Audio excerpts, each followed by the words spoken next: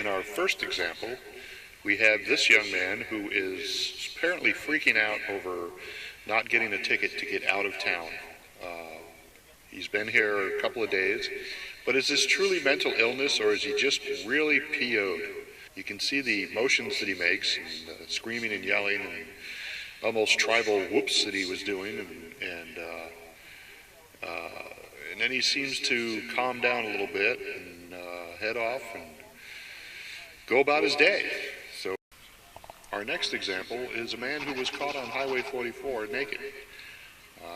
He is dressed, obviously, yet he is standing there seemingly upset and talking to himself and doing a lot of hand gesturing toward the local police department.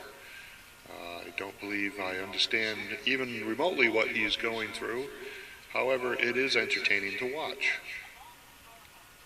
I'm really not sure what he's just doing there, but perhaps I don't want to know. Anyway, here is our second example of, is it mental illness?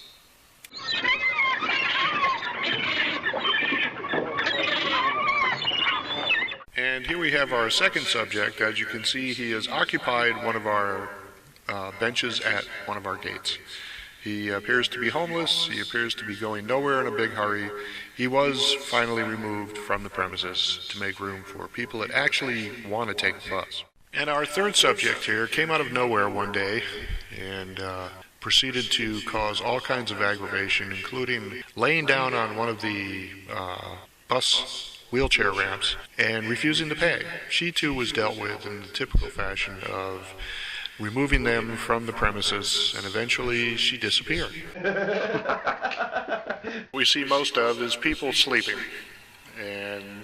or laying horizontal for various reasons, whether it's a bloody mess or just too drunk to make it to the bathroom. Even the taxi cabs, the local cab company gets into it sometimes, taking a nap in between those all-important fares.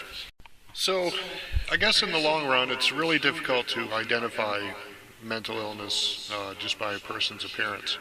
I guess with all the people we encounter every day, we just have to give them compassion and understanding, and because they could be in a wheelchair and we don't know their situation. They could be in a wheelchair in a bush, and we don't understand what their motivation is.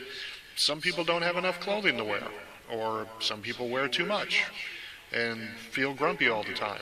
Some of them wear fangs. So there's no telling, what condition people's mental stability is in unless you're a professional. And professional drivers are not professional therapists.